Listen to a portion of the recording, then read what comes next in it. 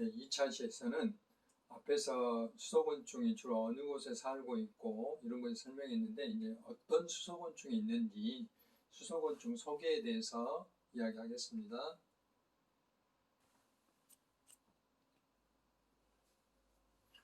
네, 여러분들 잠자리가 물에서 산다고 알고 계세요?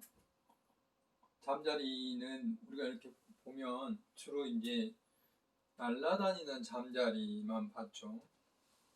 그런데 실제 잠자리들은 애벌레 시기에 이렇게 생겼는데요. 이게 이제 왕잠자리라고 하는데 애벌레 시기에 주로 물속에서 살아요. 계곡이나 연못. 주로 잠자리는 이제 연못 같은 데 많이 살고 일부가 이제 계곡 같은 데 사는데 이게 이제 어, 짧게는 1년, 길게는 한 2년 정도 물속에 애벌레 시기로 살다가 이렇게 이제 그 물 밖으로 기어 나와서 이게 등을 이렇게 가르죠. 그래서 몸이 빠져나옵니다. 이렇게 이런 것들을 이제 우리는 우화라고 그러죠. 우화하는 시기인데 그래서 완전히 다 이제 성충이 되면 이런 모양을 하죠.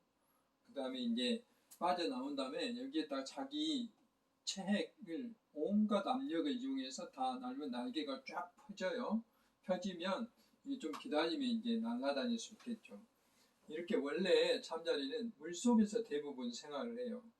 그래서 이렇게 수소곤충이라는 것은 음, 일생 중에 어느 한 시기를 물속에서 지내는 경우 애벌레가 됐든 성충까지 어른벌레가 됐든 모든 시기를 다 사는 경우도 수소곤충, 물방개라든지 뭐 이런 것들은 이런 곤충들은 이제 완전히 모든 시기를 다 물속에 살죠.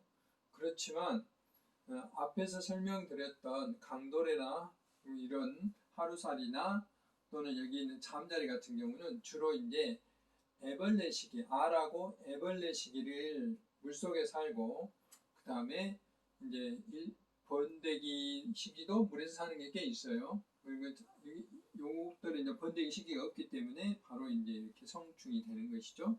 이와 같이 물에서 사는 곤충들을 이제 수소곤충이라고 이야기를 합니다. 앞에서 봤던 이런 잠자리들은 이게 여기 입 구조가 굉장히 많이 발달되어 있어요. 그래서 다른 그 생물들을 잡아먹거든요. 그래서 이거는 육식곤충이에요. 심지어 올챙이도 잡아먹습니다. 물고기도 잡아먹어요. 송사리 같은 경우. 이 왕잠자리 같은 경우는 연못에서 상당한 포식자예요. 반면에 여기 있는 것들은 이제 실잠자리, 여기 있는 것은 이제 그 물잠자리라는 건데요. 이거는 실잠자리고 물잠자리 이거는 그 애벌레인데 물잠자리 애벌레는 이게 이제 긴 꼬리가 있는데 이 꼬리가 이제 아감이에요. 숨을 쉬는 아감이고 그래서 얘들은 그 입이 어떤 생물을 잡아먹도록 안 돼 있어요. 굉장히 입이 연약하게 생겨 있어요. 그래서 얘들은 이게 풀 같은 거. 그래서 얘들을 채집하려면 이게 좀 풀이 있는 그 하천가, 물이 그렇게 아주 세지 않는 이런 곳에 주로 살고 있어요. 반면에 아까 이런 왕잠자리 애벌레 같은 경우는 호수나 연못 이런 데 주로 살고 있고요. 이제 또 잠자리인데 이런 꼭 그 나뭇잎처럼 생겼죠. 그 다음에 이제 더듬이가 이렇게 그 자루처럼 이런 것들을 우리는 이제 어리장수 잠자리라고 그러는데 이런 종류의 생물들은 계곡에 사는데 물이 흐르는 곳에 살고 있어요. 이렇게 이제 잠자리도 하천에 사는 애들, 연못에 사는 애들, 그 다음에 연못이나 하천에 사는데 물이 느리면서 이렇게 풀이 많이 나 있는 이런 데 사는 실잠자리 이렇게 이제 구별이 됩니다. 이런 그 특징들이 있다라는 것을 알 수가 있습니다. 이런 것들도 우리는 이제 그 수소곤충이다라고 이야기를 합니다. 이거는 이제 앞에서 제가 설명했기 때문에 이렇게 다양한 공간에서 수소곤충이 살고 있다 하는 것이고, 그 다음에 이제 하루살이라는 게 또 있어요. 우리가 하루살이라는 말은 많이 들었죠. 근데 실제로 여러분들이 이제 그 전문적으로 배우지 않았다면 하루살이는 사실은 여러분들이 뭐 그 하천 주변이라든지 또는 시골 마을 주변에 보면 뭐 굉장히 여러 마리가 무리지어서 날아다니는 아주 조그만 곤충들을 우리가 흔히 하루살이라고 그러는데 실제로 그런 곤충들은 하루살이가 아니고 깔따구 무리예요. 깔따구. 앞에서 붉은 깔따구 봤는데 붉은 깔따구는 상당히 크고 깔따구는 종류에 따라서 1급수에 사는 애들도 있고 2급수에 사는 애도 있고 아까 붉은 깔따구처럼 4, 5급수에 사는 애들도 있는데 그런 애들은 거의가 이제 깔따구죠. 실제로 하루살이는 아주 작은 것부터 굉장히 큰 것이 있는데 보신 바와 같이 이런 게 이제 하루살이 애벌레예요. 하루살이 애벌레고 하루살이 애벌레는 약간 연약하게 이렇게 굉장히 납작하게 몸 체형이 되어 있는 것이 있고 주로 여기에 이제 이렇게 복부 배에 이런 아가미들이 있어요. 이것처럼 이렇게 깃털 모양으로 되어 있는 것 또는 이파리 모양이 되어 있는 것. 이건 아주 작은 하루살인데 여기에 등딱지처럼 아가미가 된 그래서 이건 이름도 등딱지 하루살이에요.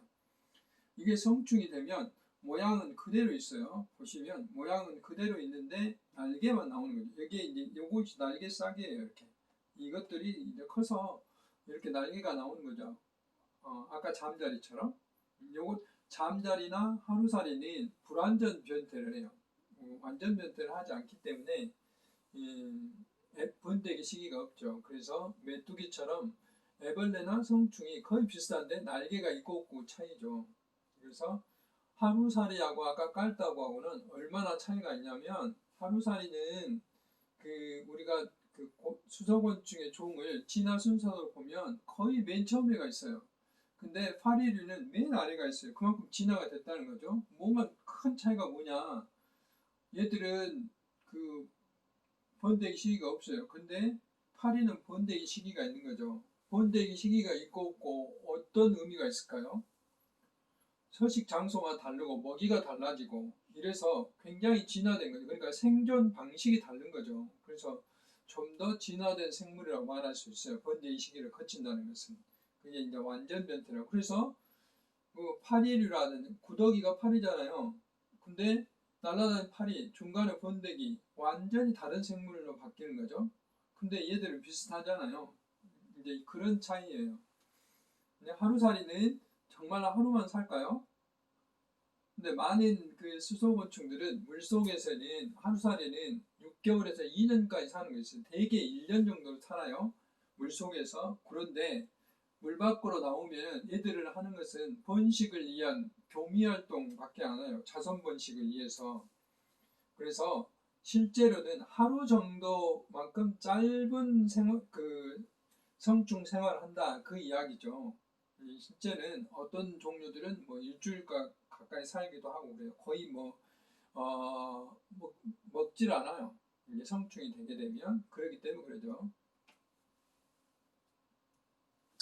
여기 보이는 것은 두 종류인데요. 요거는 이제 동양 하루살인데 무늬 하루살이가 또 있어요. 이런 것들은 이제 유충 시기에 계곡이라든지 이게 동양 하루살이나 하천 중류에 살아요. 주로 이제 모래 같은 자갈 같은 데 있는 데 사는데 보신 바와 같이 굉장히 이제 유선형으로 멋있게 생겼죠. 이런 특징이 좀 있어요. 1급수 내지 2급수에 살고 있고 무늬하루살은 1급수, 얘들은 동양하루살은 2급수 정도 살아요. 이런 에피소드도 있어요.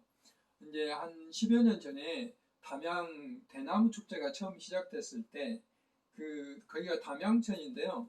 거기에서 뭐 이런 벌레들이 많이 나온다는 거예요. 그래서 저한테 자문이 왔는데 보신 바와 같이 제가 보니까 이런 동양 하루살이였어요. 그래서 제가 그 설명을 해서 이거는 사람을 성가시게 하는 곤충이 아니고 거기가 물이 좋다는 거, 수질이 좋다는 걸 평가하는 거고 생태가 좋다는 거죠. 홍보를 하세요.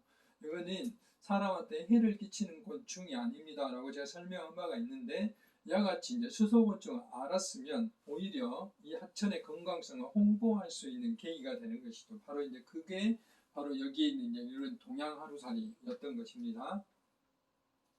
그래서 하루살이는 제가 이제 특징까지는 다 설명하지 않겠습니다. 관심 있는 여러분들은 이제 한번 나중에 교재를 읽어보시기 바라고 이렇게 이제 종류에 따라서 이렇게 납작 하루살이들이 있는데 이게 머리 이렇게 가장자리에 정수리 부분에 가장자리에 뭐 4개의 무늬가 있으면 이게 이제 4점 하루살이, 2개가 있으면 2점 하루살이, 이렇게 형태에 따라서 이렇게 설명을 하거든요.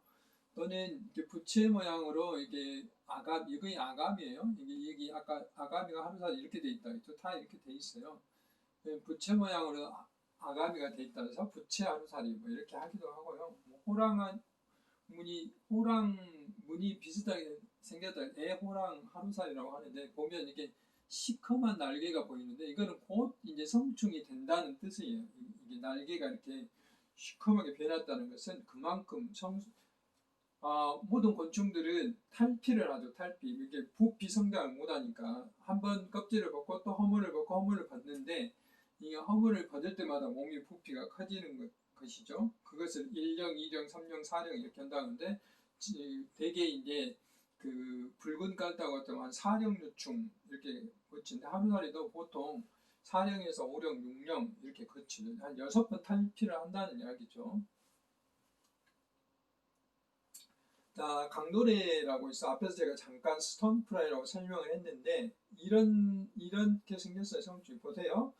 유충과 성충이, 그러니까 애벌레와 성충이 거의 비슷하잖아요. 여기 있는 날개가 이렇게 커졌을 뿐이에요. 날개가 이 속에 날개가 들어있는데, 날개가 이렇게 나오면 이렇게 성충이 되는 것이죠. 이런 걸 이제 불완전 변태라고 합니다. 번데기 시기가 없이. 요거는 이제 또 무늬 그 강도래라 해서 색깔만 다르죠. 이렇게 여기처럼 뭐 뭉뚱하게 생겼다 해서 뭉뚱강도래, 이런 이제 강도래들이 있는데, 강도래는 아까 말씀드렸다시피 그 물이 맑고 영양산소가 풍부한 그런 계곡에서 주로 살고 있어요. 굉장히 물이 깨끗하다는 것을, 예를 들면 그 계곡물을 떠다가 얘들을 냉장고 안에 넣어놓으면 거의 뭐 일주일에서 어떤 것은 2주일 가까이 살아요. 그 물이 차갑기 때문에 영존산소가 유지돼서. 그런데 더러운 곳에, 그 하천에 약간 오염된 하천, 물이 그 미지근한 거 넣어놓으면 이거는 거의 뭐 한 30분도 안 돼 죽어버려요. 그만큼 환경에 민감한 거죠. 그래서 지표생물로서 굉장히 좋은 거예요.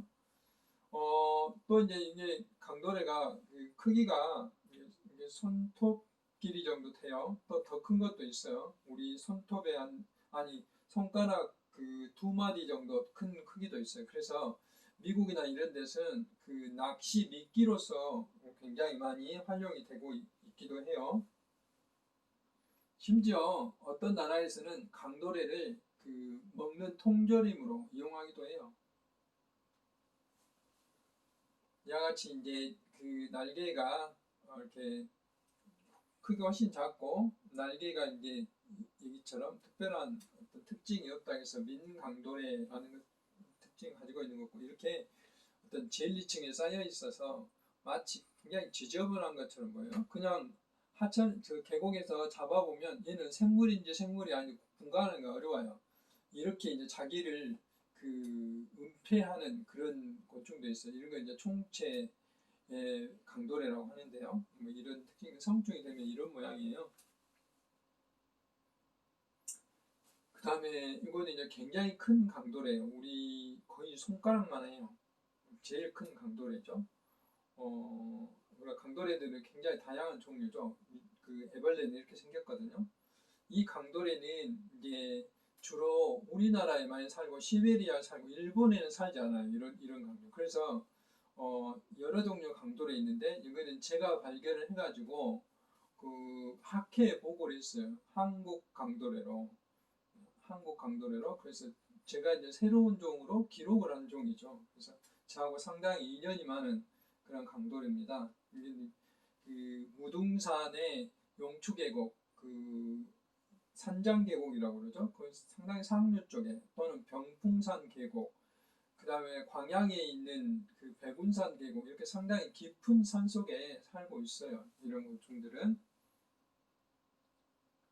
그래서 강도래의 특징은, 이제 혹시라도 여러분들이 그 조카들이라든지 또 나중에 이제 여러분들 결혼해서 애들을 낳으면 그 산이라든지 냇물에 가서 돌을 떠들어 보면 이런 곤충들이 나오는데, 강도래와 하루살의 구별 방법은 하루살이는 자세히 여기에 그 발끝에 다리의 끝에 그 발톱을 보면 강도래는 두 개로 갈라져 있어요. 이게 두 갈래로.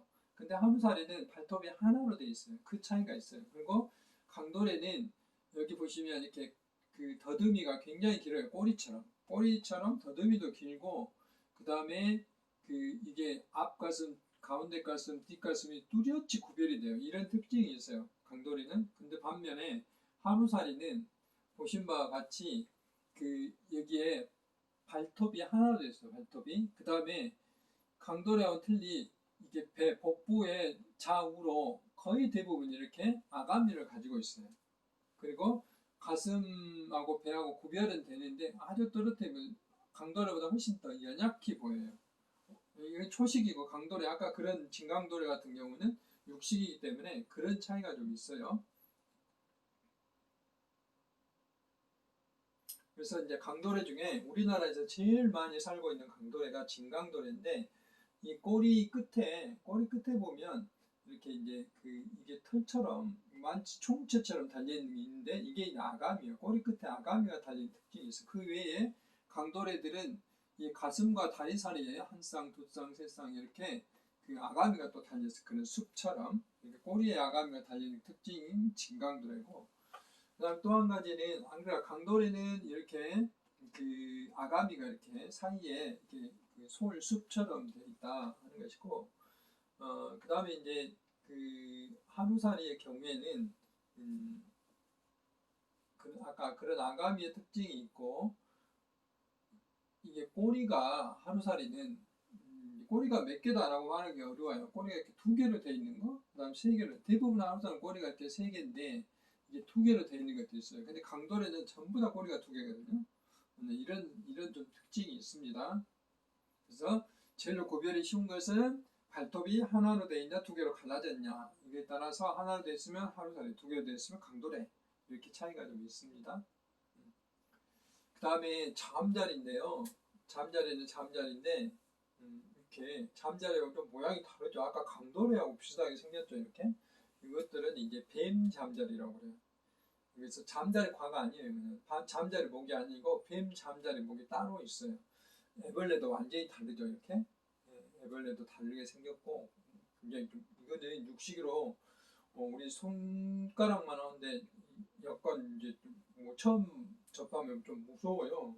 이게 입도 굉장히 강하게 생겼고, 다른 곤충을 잡아먹는 육식인데 역시 이제 성충도 이렇게 크죠. 여기는 한여름에 7월, 8월에 볼 수가 있어요. 여기 성충들을. 그다음에 이제 날도래라는 게 있는데, 요거는 이제 주로 1급수에 사는 날도래. 날도래는 1급수에 사는 애들 2급수, 3급수까지 살아요. 뭐 이건 이제 굉장히 예쁜 모양으로 되어 있는데, 이건 대부분 이런 날도래들을 물날도래라고 하는 건데, 날도래들은 전부 다 초식이에요. 초식. 그 이끼를 갉아먹고 살거든요. 이렇게 집이 없는 날도래와 집을 갖고 있는 날도래로 나눠지죠. 이제 그런 차이가 있어요. 이렇게 날도래는 벌레 모양인데 여기 다리가 똑같이, 모든 곤충이 다리가 세 쌍이죠. 얘들도 세 쌍이고, 꼬리 부분에 이렇게 갈고리 모양을 갖고 있는 게 좀 특징이죠. 날도래 성충은 또 이렇게 생겼죠. 거의 나방처럼 생겼어요. 근데 크기가 훨씬 작고, 나방보다는 이제 구별이 좀 되죠. 그래서 이거는 완전 변태이기 때문에 중간에 번데기 시기를 거쳐요. 그래서 이렇게 보신 바와 같이 이렇게 막처럼 되어 있는 건 막질로 되어 있고, 이게 이제 딱딱한 갑옷을 입고 있는 경우가 이제 이렇게 첫 번째 가슴까지 이렇게 하나, 둘, 세 개 가슴 이쪽만 이렇게 갑옷을 가지고 있는 게 따라서 종류가 틀려요. 이런 거는 물날도래, 이런 것을 줄날도래, 이렇게 특징을 지어서 말할 수가 있어요. 그래서 날도래는 이렇게 자기 복부 안쪽에 이렇게 털 모양의 실 모양의 아가미를 가지고 있는 게 이제 특징이고, 이게 갈고리 모양을 가지고 있는 게 특징인데, 이런 것들을 이제 줄날도래라고 하죠. 그 다음에 이제 우리가 흔히 모기처럼 보이는데 굉장히 큰 모기 있어요. 우리 손가락 정도 다리가 이렇게 길게 된 모기. 이런 것도 우리는 이 각닭이라고 해요. 각닭이에 애벌레가 이렇게 생겼어요. 이렇게 생겼지만 얘들은 일급수에 살아요. 그렇지만 계곡에서도 그냥 물이 굉장히 세게 흐른데만 물이 거의 아까 소 같은데 낙엽이 막 이렇게 모여 있는 것도 있죠. 그런데 주로 살고 있어요. 이게 초식이기 때문에. 그래서 이것도 파리목에 속하는데 각닭이라고 하죠. 곤충의 이름을 정할 때 제가 아까 뭐 무늬하루살이, 동양하루살이, 진강도래 이렇게 말했는데 이건 종명인데요. 곤충들은 이렇게 다 이름을 우리나라 학자들이 이름을 지어놨죠. 그런가 하면은 어떤 데 보면 여러분 인터넷 찾아보면 뭐 에피메라 스트리가타 뭐 에이톤 이렇게 써져 있는 곳이 있는데 이렇게 써져 있는 건 학명이라고 해요. 이탈릭스 이렇게 높이서 글씨를 쓰게 돼 있어요. 그래서 이거는 동물의 학명이다라고 이렇게 이야기 또는 식물의 학명이다. 이렇게 생물의 학명들은 이렇게 속명과 종명 이렇게 사용할 수 있도록 되어 있어요. 속명은 앞에가 반드시 대문자, 종명은 다 소문자. 그다음 맨 뒤에 있는 것은 이 스트리가타라는 이 종명을 지은 사람의 이름, 맨 처음에 지은 사람 이름이죠. 아까 제가 큰 그물 강도래, 아까 한국 강도래라는 거 있죠. 그 강도래에 이름을 제가 지었다고 그랬죠. 그 이름을 제가 지었기 때문에 뒤에가 제 이름이 들어있어요. 제 성이 들어있는 거죠. 조 이렇게 성이 들어있어요. 저희 지도 교수님하고 같이 이름을 지었기 때문에 뭐 라 앤드 조 이렇게 지어져 있는 거죠. 그것이 이제 명명자예요. 이름이 지은 사람 이름. 그래서 우리가 되게 뭐 종속, 가목, 강문계 이렇게 생문 시간에 배웠잖아요. 개는 동물계, 문은 얘도 아까 다리가 마디가 있기 때문에 절지동물문, 곤충이니까 곤충강. 아까 가재는 곤충이 아니에요. 왜 곤충이 아닐까요? 식강목이잖아요.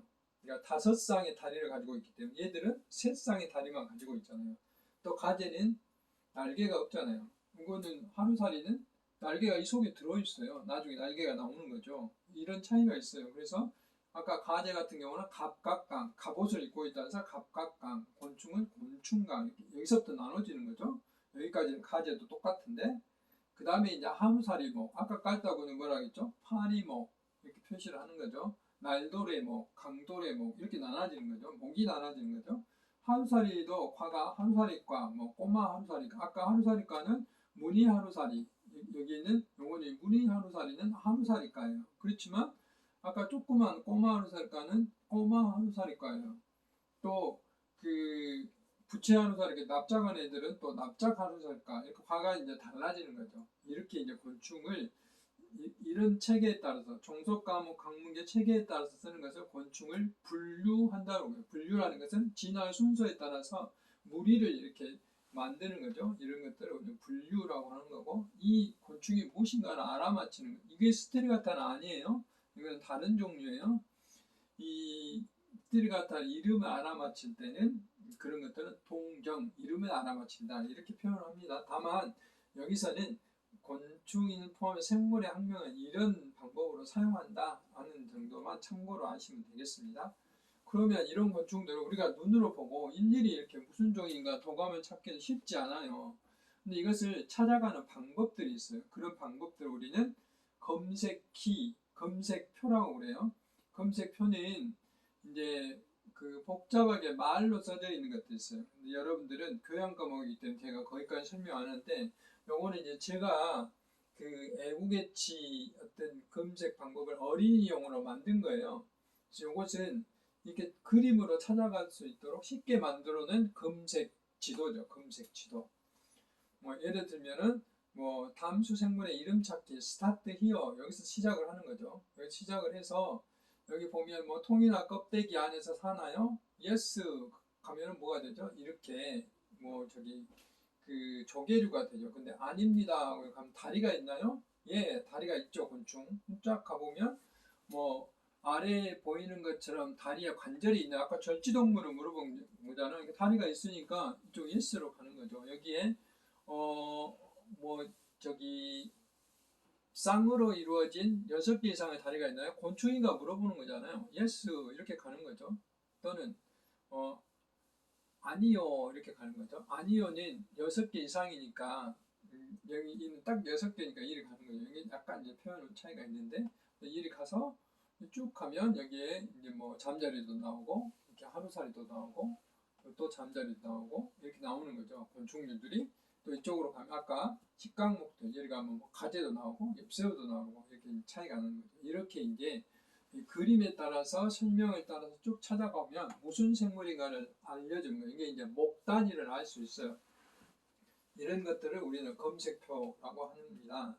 이런 것들은 이제 되게 우리 이 초등학교에서 중고등학생까지 이렇게 사용할 수 있는 것들이죠. 그 외에 이제 좀 전문적으로는 일일이 이제 곤충들의 그 특징들을 써놓은 그런 표도 있어요. 요거는 이제 이미 제가 생태학 시간에 설명했다시피 곤충들은 물속 생태계에서 주로 1차 소비자와 2차 소비자에 속한다. 주로 이제 초식인 아까 하루살이나 날도래나 이런 수소곤충들은 1차 소비자에 속하고 강도래 중에서 육식인 것, 딱정벌레, 뭐 물방개라든지 이런 애들, 아까 뱀잠자리 이런 애들은 주로 이제 육식을 하기 때문에 2차 소비자 이렇게 이야기를 합니다. 그래서 수소곤충은 이제 좀 더 전문적으로 말하면 초서성 대형 무척추 동물이라고 그래요. 그것은 그 여기 오타가 있네요. 무척추여요. 척추가 없다. 그 우리가 물고기나 개구리 같은 게 척추가 있잖아요. 사람도 척추가 있고. 근데 얘들은 척추가 없고 뭐가 있죠? 골격만 있잖아요. 그 외부 아까 그 가재처럼 갑옷만 있잖아요. 그래서 이제 무척추 동물이라는데 바닥에 살고 있는 것들, 가재가 됐든 다슬기가 됐든 가재, 다슬기, 곤충들 이런 것들 다 한 무리로 봤을 때는 저서성 대형 무척추 동물.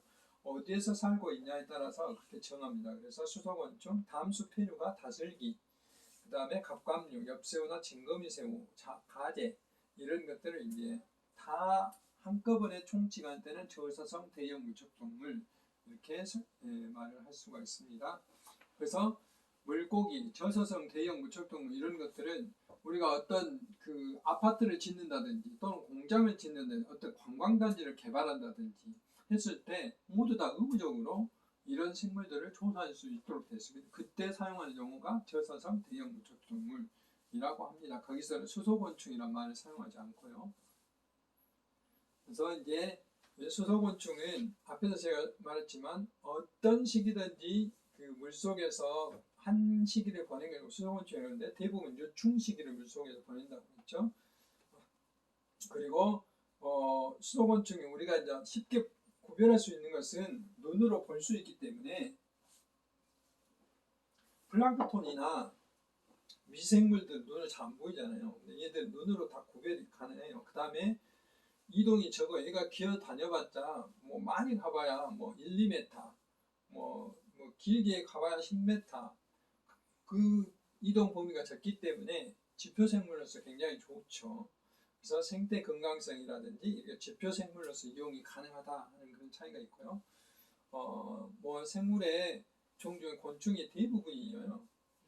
생물 종류의 곤충이 약 60% 정도, 60% 중에서도 딱정벌레가 대부분 80% 정도 차지한다고 그래요.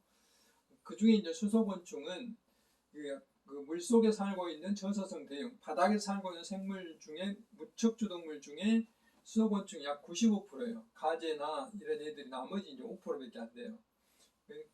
이렇게 하루살이, 강도래, 날도래, 잠자리, 그 다음에 우리가 잘 알고 있는 물방개 같은 딱정벌레, 아까 깔따구나 이런 각다기 같은 파리모, 나비는 유일하게 한 종만 물속에 살고 있어요. 명나방이라는 게.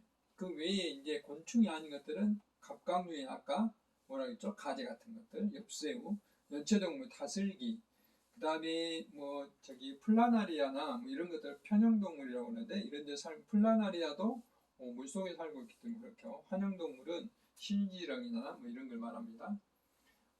그래서 나라별로 곤충의 종류 참고로 하시고요. 수소곤충은 앞에서 제가 여러 번 설명했죠.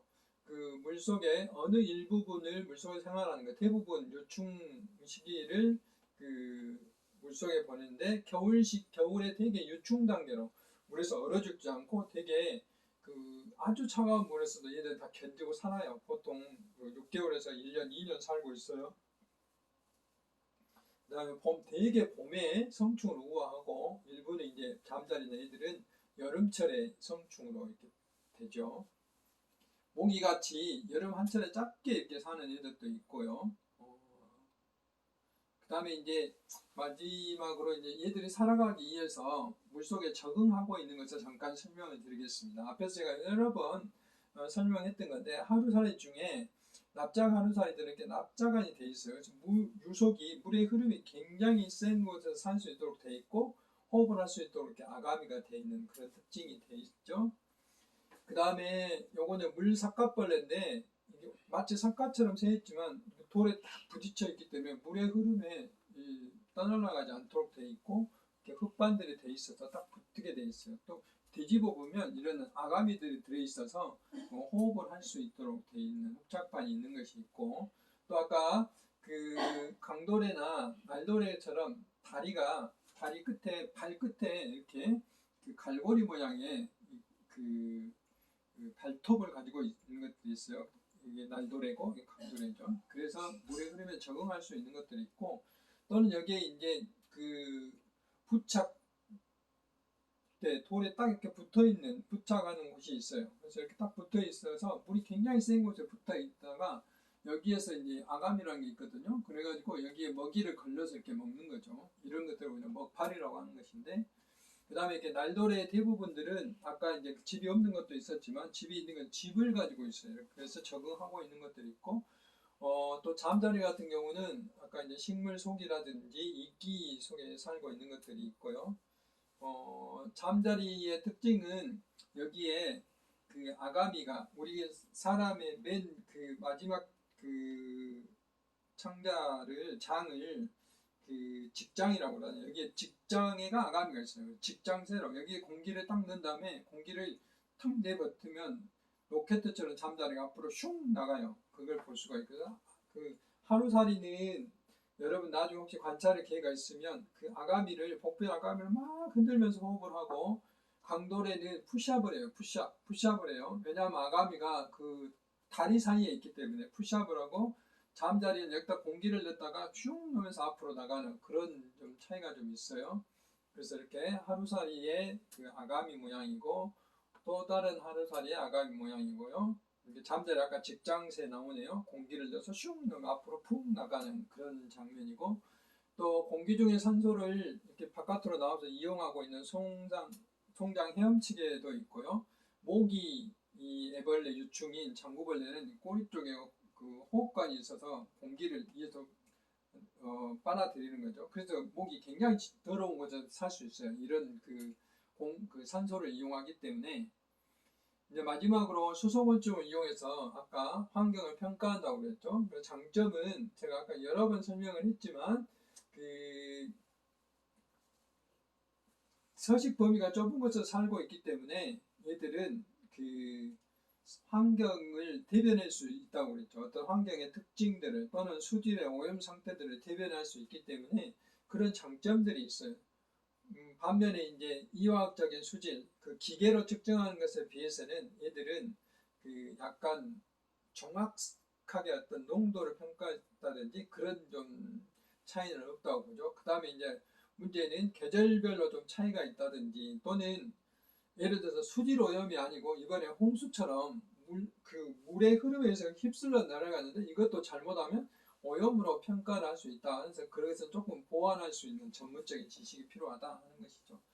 그래서 아까 제가 앞에서 설명했다시피 1급수, 2급수, 3급수뿐만 아니라 그 생물을 이용해서도 할 수 있는 이거는 이제 수질 상태를 이렇게 그림으로 뭐 1급수, 그다음 2급수, 3급수 이렇게 표시를 해주는 우리나라의 생활 환경 기준이라는 게 있고요.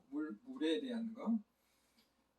그것을 보강하기 위해서 아까 이제 지표생물법이 만들어져 있다고 앞에 설명을 했고, 조사 사례를 잠깐 설명을 드리면 이런 하천의 수질 조사를 이제 그 수소곤충과 그 다음에 수질을 동시에 해봤더니 이렇게 엽새우 같이 진각 1급수에 사는 생물이 나오고 그 다음에 1, 2급수에 사는 생물들 그 다음에 약간 3급수에 사는 생물들 이렇게 동시에 발견됐는데 이와 같이 그 하천의 상류에서는 아주 일급수에 사는 생물들이 나왔는가 하면은 그 다음에 하류로 갈수록 이제 조금 더 중류에서 사는 생물들이 발견됐다 하는 것들을 알 수 있고요. 이것은 이제 BOD하고 이렇게 비교해 보면 이렇게 생물들이 어떤 환경에 살고 있는가를 알 수 있다는 거죠. 이렇게 수소곤충을 다양하게 이용할 수 있다 하는 것을 말씀을 드렸습니다. 그래서 이번에 5주차 1, 2차 시에는 주로 이제 수소곤충을 위해서 하천의 물속의 생태계 구성을 아까 제가 그 생물적인 요소, 비생물 요소를 말씀드렸고, 그다음 수소곤충이 속한 저서성 대형 무척추 동물의 개요와 특정, 계곡의 물리적인 계곡 생태계의 물리적인 구조와 의미 등에 대해서 말씀을 드렸습니다. 쉬었다가 3차 시에서 여러분들을 뵙도록 하겠습니다.